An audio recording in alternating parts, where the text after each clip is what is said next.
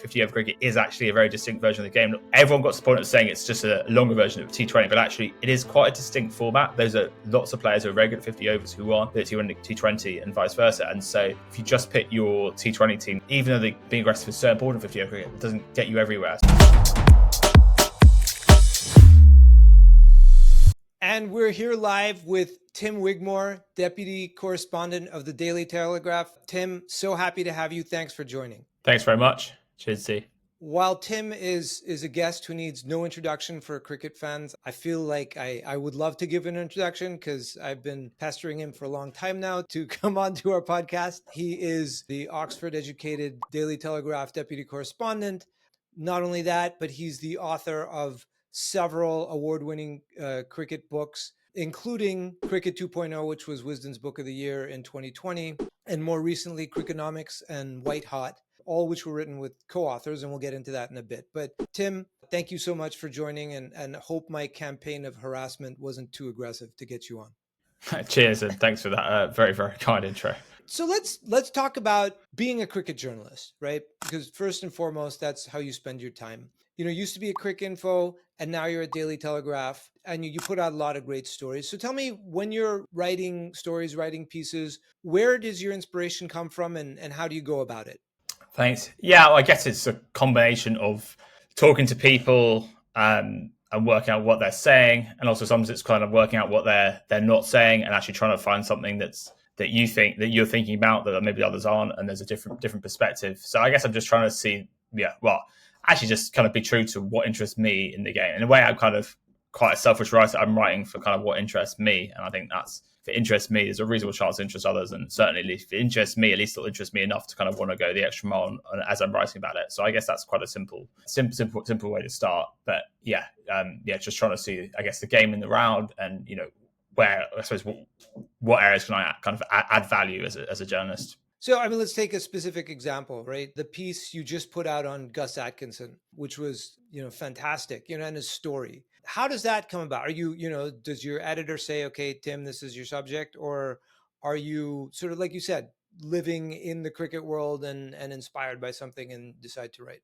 Yeah, so my editor, it was actually his idea. So that was from Jake Goodwill. So that was a great kind of idea from him. He said, Gus Atkinson, he had this great debut at Lords. We should try and find out more about him. There's obviously been interviews with him. I've interviewed him before. So I guess kind of what's interesting, and sometimes in a weird way, actually, when someone's just done something, obviously everyone wants to talk to them, but sometimes the people around them can actually kind of have a bit more perspective and actually almost be more interesting to talk to, because I guess they'll do fewer interviews and everything. There's fresher. So that was kind of, I went to Gus, and actually through Gus, Gus then passed me on details from his dad, and then I had a coffee with his dad, and then kind of got the whole sort of story of Gus. And obviously it's an amazing story in terms of coming through various issues of the past, the kind of tragedy of his mum dying at a young age, and he's dealt with various injuries and had a kind of slightly interesting path to the top. So yeah, and I suppose that's always interesting to kind of to humanize the story is always important. And actually, sometimes we forget these guys are so good, they're such good players, that we forget there's a human being there and a kind of a human story there as well. So that's really important to kind of remember as well. And that helps to kind of hopefully to have a connection, therefore, between what we're seeing and from these phenomenally talented players out on the pitch and actually our own kind of lived experiences. And you see how it all marries up.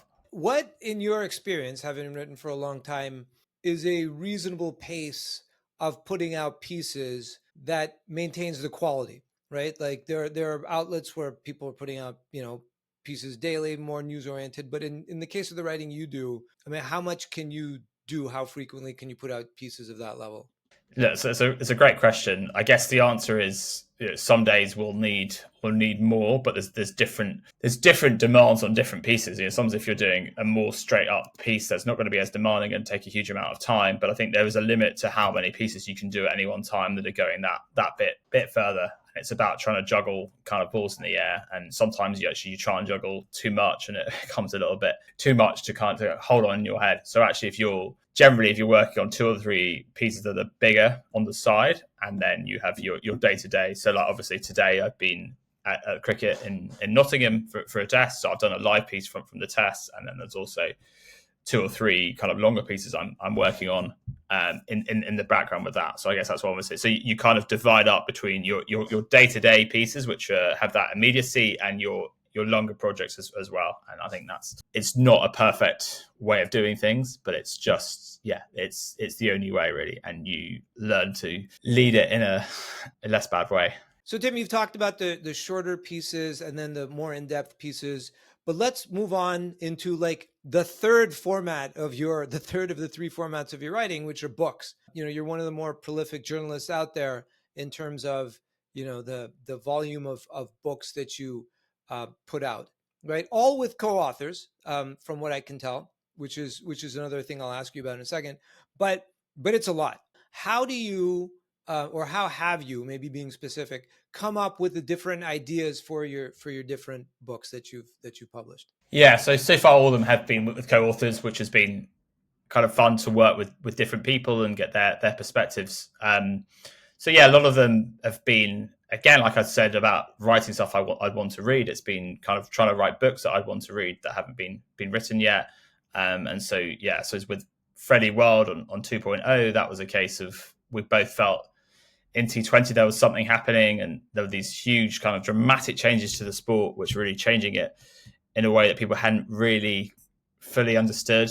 And there was this whole story that was waiting to be written. It felt like an open goal. And so we went about trying to do that, but it took a few years to do it. It also took a while to get a publisher, actually, because there wasn't much of there wasn't really any, there hadn't really been books on T20 before. So that was part of the challenge. But so when you're writing on something that's a bit new, you have that. And then I suppose with Stefan Szymański on Crickonomics, we'd met a few times, and he'd done a very good but similar book on football before. And so we decided, thank you. And then so we decided it would be, we kind of collaborated on a few articles before in terms of I'd called him up for advice and stuff, and quoted him in articles. And then we thought that there could be something there, a longer project. So that was really fun to do. And then most recently, White Hot with Matt Roller, it was very much his idea. He said if England, win the World Cup in Australia, T20 World Cup in Australia, and which meant that they held both shows at the same time, we should write a book. And I thought, that's a nice idea, actually. So that he deserves all the credit for that one. But yeah, they've all been fun, and I suppose working with different people, you get insight into how they work. You also get exposed to a new way of thought, which is nice. Obviously, at the Telegraph, actually, we cooperate really, really, really well, which is great. But you're generally writing under your own name, so actually writing together is a different discipline, and I suppose it's a way of accessing their kind of minds and their knowledge, which has also been really fun as well. So yeah, it's just been a different challenge. And also we talk about the kind of day-to-day, not almost grind of, you do a piece every day often. And it's just interesting to do something on a longer project, and hopefully something which will stand and remain relevant for a fair while afterwards. Because generally after you finish a book, it'll take at least half a year, often more, for it to actually then see the light of print and actually be out there in shops. So actually, even that is quite a long period. So you actually, I guess, encourages you to take a step back, which is fun, because the day to day, it's what's interesting tomorrow, and then a book is actually what will be interesting in a year, 2, 3 years time. It's a different way of seeing things, and it's a good discipline, I suppose, because there are, like, the rise of T20, I thought was something that had been happening for a long time, and it was getting covered. Of course, it was getting covered, but in a way that almost, I suppose the way of explaining it is if a cricket fan had left in 2000 or 2003 and just completely ignore the game for 15 years, and then they'd come back, it was easily the biggest change. And then they'd be like, how's this happen? I need someone to explain it. But because we've all been living it and seeing it in an incremental way, it's almost like, you see, the trees grow a little bit each day. You don't ever notice. And then suddenly, oh my God, they've all come from where they all come from. So it's getting that sense of that this huge thing had happened. And actually by zooming out a bit, you actually get a bigger perspective of how much has changed. But just drilling down into that for a second, Tim, you mentioned, right, it takes a while for books to get published, make it through the process. But the subjects you write about are pretty current, right? You're not generally writing about sort of older history. I mean, your first book was, right? The second 11, that had more of a historical bent to it. But But your more recent books, they're all pretty current.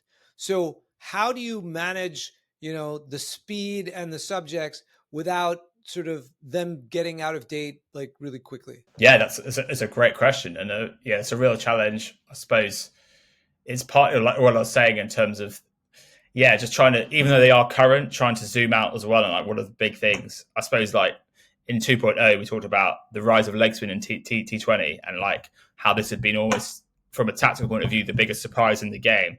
And so actually that happened over a 15-year period. And so we're pretty sure it's all going to be relevant in a year's time, given all the trends actually. So that wasn't, but that was interesting because, and again, if you're covering each match, sometimes X-Men will do well, sometimes they'll do badly. So you won't necessarily see it as a day-to-day trend massive, but it's when you zoom out. So yeah, trying to zoom out and kind of work through what's happening and what's changing that's interesting. And I suppose in Crickonomics we looked a lot at how the kind of relationship between the international game and the domestic game was changing, which again something people have been aware of since the IPL launched 2008, but actually trying to put it in context or trying to compare it to other sports was very interesting. And you get a sense of, cricket has been very unusual. It's been at one extreme in terms of how much it's relied on nation v nation matches really to sustain the sport. Yeah, that's where all the money's been. And you have something like football at the other extreme, where only about 15% was nation v nation in terms of where the money was.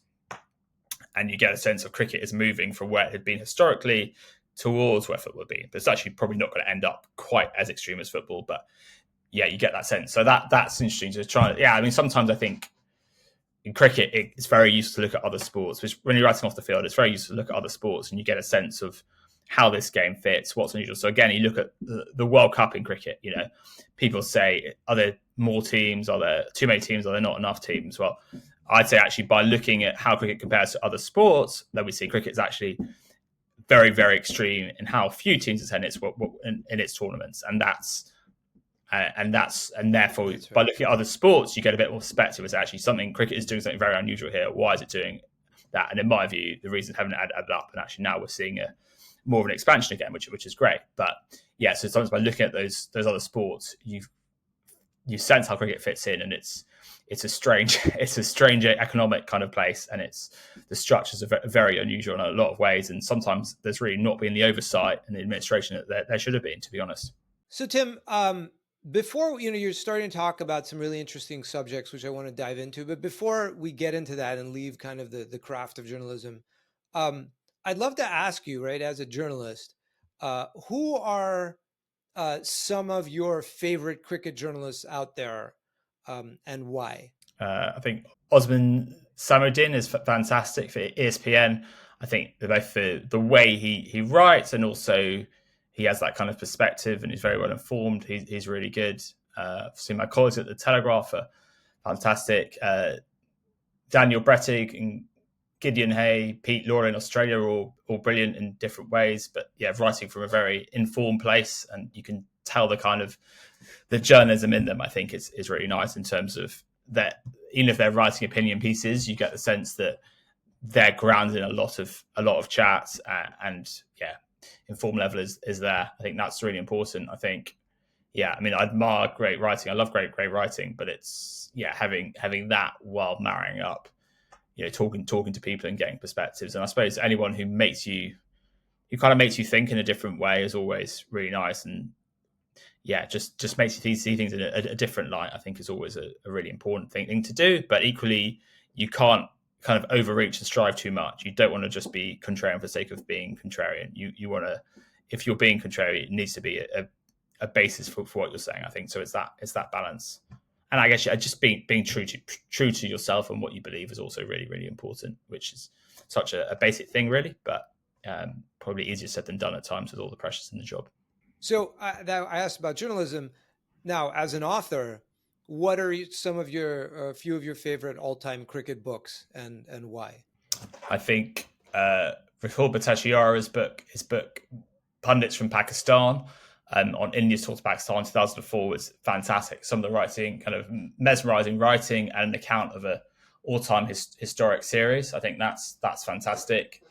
Beyond a Boundary by C.L.R. James is probably a cliche to say in these sort of questions, but kind of reading a book like that, Classic you're almost is a classic. reading a book like that, you're almost expecting to be, you're expecting it won't be as good as you hope. You think it's going to be like New Year's Eve or something, but actually reading it was incredible and really made me see things in a different light. The book from Peter Oborne on Basil de Oliveira affair was fantastic, and an example of cricket, being much more than just cricket, which is we do see often. Is Shield Berry's book Cricket, the Game of Life, I thought was he's a colleague, but it was fantastic. Just you just see all the different ways of looking at cricket and thinking about the game, and I guess it's a prism into so many different things, and that's kind of often where I'd say it's most interesting. So you're not just seeing a bat and ball, you're seeing a whole story around it, and the deeper themes and trends. Osman Samuddin's book, actually, his history of Pakistan is fantastic as well. Just the way he captures everything, that's brilliantly written. Ram Guha, A Corner of a Foreign Field, his history of Indian cricket, that's another fantastic. But I probably missed a lot I shouldn't have done. Yeah. That's all right. All right. So, Tim, shifting gears to talk about, the substance of some cricket issues right now. Let's dig into, what the subject of your last book was. And in fact, as of today, your last piece, which is, the cricket landscape in England. Why don't we start with, White Hot obviously was about the English white ball team and its tremendous success that they've been having, or that they had for a period of time. When I met your co-author, Matt Roller, in Barbados during the World Cup, and I said, look, I love your and Tim's latest book, right? It's great. This was before the final. And Matt quipped, of course, he was like, I don't think it aged very well, did it? So with that said, let's call it the rise and the slow sort of like the opposite of rise of the English dramatic white fall ball team. Yeah. What's going on? What's your take on where England is now, or where the world is relative to England? These things are fluid. They are, yeah. Thank you for that kind intro. So clear, England from 1992 to 2015 really were hopeless in white ball cricket, and then we had this revolution really, where England for the first time go from being at the back of the pack to being actually world leaders and actually trendsetters and at the vanguard of new ways of playing under Owen Morgan.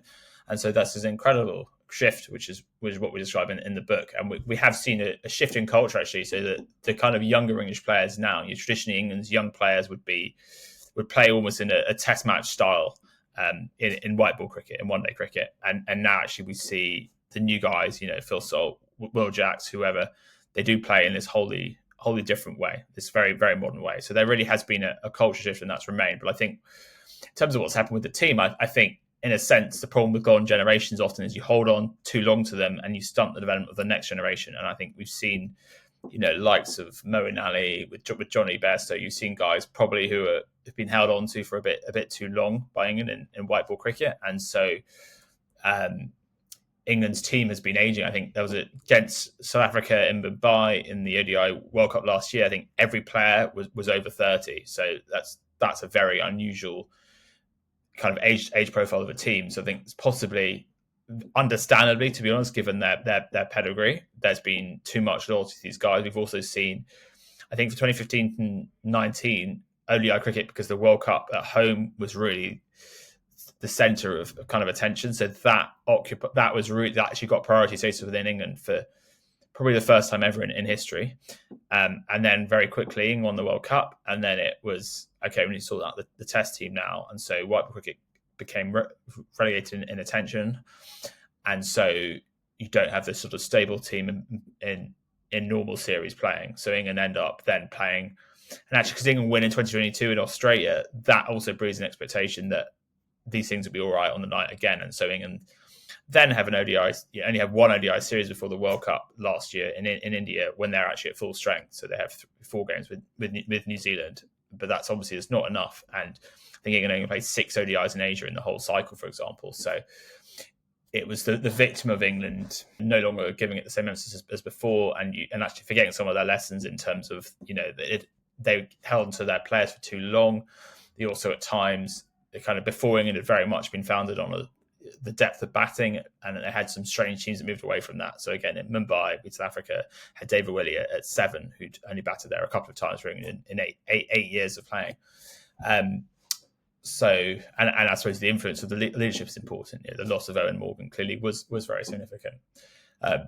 So I guess that's the story of the four. I would say is that kind of England after 2015, they had to build a culture from scratch. Now I think if you see the types of players that are coming through, there is a huge amount to build on. But equally, like any innovator, you do something, you do it well, and the rest of the world starts to copy you, and then you need to chase them again. I think there's probably been a bit of complacency, and the rate of sounding like cricket in English cricket has declined, and that's been a factor in two poor global events. Yeah, I would imagine, kind of picking up on the last sort of thing you said, these paradigms sort of, there's an innovator and then it sort of takes hold throughout the sport and throughout the world, right? So, at one point, everyone, go back to whatever point in history you want, right? The mid 2010s or whatever, everyone was playing, T20, just like ODI or like test. And then at some point, okay, someone started being aggressive and everyone figured out, okay, let's all be very aggressive. Let's attack. Then when everyone's doing it, right, then there's parity again. And then how do you differentiate yourself strategically or tactically in a way that, you get an upper hand? It's not easy. There's no end. Yeah, and I think in ODI cricket, especially, we talked about the cruising speed, and this is the idea that England, they were good at other aspects, but their sort of super strength really was how good they were in the middle overs at scoring at basically a runner ball without taking a lot of risks. That was Joe Root and Owen Morgan and Joss Butler. They averaged a lot and they scored at a runner ball. Amazing. So they became so good at that. And that's actually a very different skill to scoring at 10 over in T20, and a very different skill to batting in Test cricket, at least maybe until the recent style under Stokes and McCullum. So yeah, this whole way of playing. But if you didn't, you saw with Harry Brook, who I think is going to be a fantastic player. He is a fantastic player already, but I think he only played 4 or 5 games. He didn't play 50 over cricket at all from 2019 to 23, and so by the time of the World Cup at the end of the year, he'd played I think 6 50 over games in 4 years. So however talented you are, you're not being given a proper chance, really. And so that 50 over cricket is actually a very distinct version of the game, and almost I think everyone got to the point of saying it's just a longer version of T20, but actually it is quite a distinct format. There are still lots of players who are very good at 50 overs who aren't good at T20 and vice versa. And so if you just pick your T20 team, that doesn't, even though being aggressive is so important for 50 over cricket, it doesn't get you everywhere. So yeah, England forgot to treat it as a distinct format of the game, and that's been a real issue. And I suppose you'd also have to look at these small things, the injuries, the absence of Jofra Archer, for example, was a huge blow. But it's become a new difficult moment again. But I would say is that you see the young player, the very young player, under 19 players in England, they do now play, they play in an adventurous, bold way. So it's not that England have to go back and reinvent the wheel again in that sense. But the problem is now everyone else is doing it as well, and they've actually, and frankly, England are in a new position because England, they treat Test cricket so seriously they still treat it probably more seriously than almost any other country in terms of how they allocate their resources, and that's partly because they have quite a lot of resources. And so that does make it hard to be good. It's very difficult to be good at all 3 formats. Yeah. Well, so last question, Tim, because I know we've got to wrap up. Talking about sort of England's performance, but talking about you were talking about the domestic setup. Which is pretty timely because you've just been writing a lot about the 100 and plans to sell off sort of franchise stakes in the 100 to investors, but there's a lot going on. So what role would you say the 100 has been playing or will not be playing in continuing to support England's sort of white ball, especially short form. It's not quite T20; it's 100, but the T20 sort of infrastructure and pipeline going forward. Yeah, so I think it's a bit of a kind of age-old story. English cricket invents something and then kind of sees the rest of the world then become better at it. We saw that with one-day cricket invented in England and then really perfected it elsewhere. England had to wait for Australia and various others to play in kind of England were playing incredibly, with a red ball till 1998, their home ODIs, which is mad.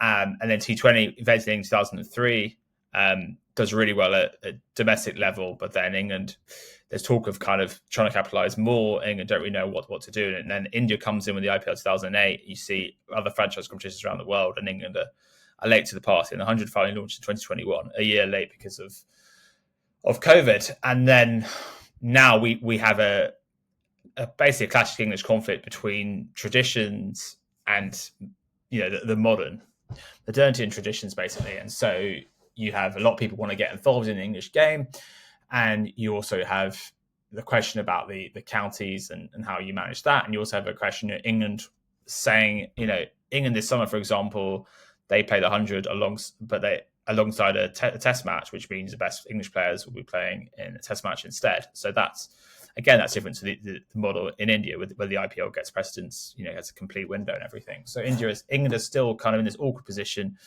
I'm not sure how to manage everything. And I guess even the format of the 100, the 100 ball concept, which hasn't been used anywhere else, that in a sense is an admission of English failure, because England invented T20, which works really well. There's nothing wrong with it as a format.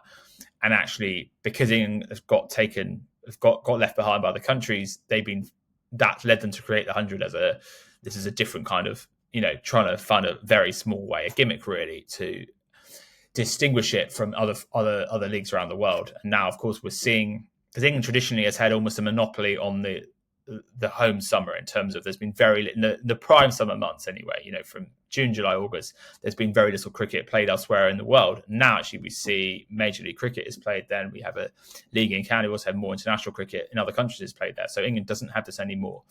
So it puts them in an awkward position. And so, yeah, and we also have the status of cricket within England, where at times it does get really big and there is a buzz around it, but in general, it's not as people would like it to be. There's been huge issues in recent years in terms of diversity and racism and various terrible things in the game. And so part of the idea of the 100 is a way of opening up the sport, and because young people don't really think about counties or associate themselves with counties, whereas cities is how people live their lives. It's also how they think in terms of football teams and so on.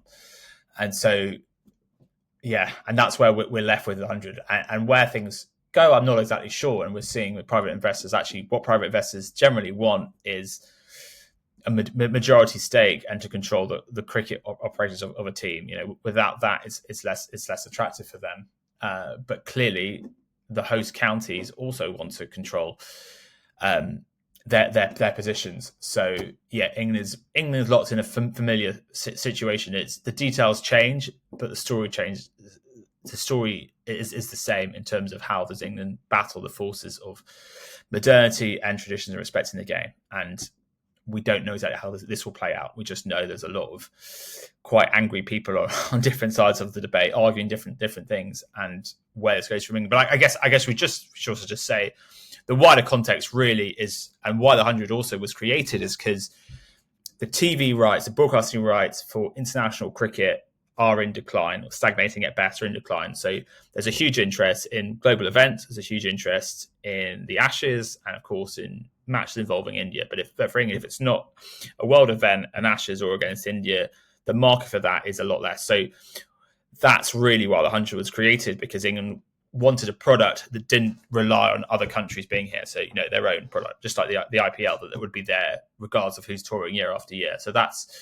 So the decline of international cricket has led to this. So the 100 was meant to be the solution to dwindling rights for bilateral international cricket, and whether it will be and how this plays out is still uncertain. So there's a lot of questions. So as ever, for really, English cricket is in interesting times. Yeah, absolutely. And then there's the whole trend, which might play out in the 100 as well, of the IPL teams really being the dominant force in the T20 landscape globally, and buying into and controlling franchises in other countries, right? Be it South Africa or the US or now possibly the 100 as well. Yeah. So that multi-team model is very interesting. We've seen it in football with Man City actually controlling. Although there's some debate actually how much that works. But I think for IPL teams it is attractive because the smaller leagues are a way of, I guess, activating their brand, as they say it, making their brand more relevant, and kind of having a team that plays more. They're also a way of actually of kind of R&D, because you can use your coaches in different leagues. You can scout for players. You can try new strategies, and so there is. You can see what's going on here. And so, yeah, I guess you could have a Knight Riders by a team in the 100 for example, and so be join a part of that. But again, that the questions of stake and ownership and control of the cricket, they become really important. So if Kolkata or whoever, if they go to a 100 team and they're not sure whether they'll be able to completely control, their draft and how they fill their squad, if they don't get that power, they're probably not going to be interested, because I guess they're saying, if we buy the team, we want to be able to shape it as we would like. And whether English cricket feels comfortable with this is perennial question, really. As we're, in the US, it was an easier conversation. 4 of the 6 teams of the MLC teams are actually just, transplanted IPL teams, but there's more history and stakeholders to contend with in the UK. Anyway, we'll leave it at that, Tim. I could speak to you for many more hours, but rather than keep you up all night, we'll just have you back on again. Thank you so much for joining and sharing your thoughts, and look forward to. Oh, last thing, do you have another book on the way that we can start getting excited about? I do. I have a history of Test cricket, which is out next May. So I've just submitted that. So that's been a solo project. It's been a hell of a project, but hopefully I'm nearly there. All right. Well, we'll start getting ready for it right now, and can't wait till it's released. Thanks so much. Cheers, Z. All right. Thanks, Tim.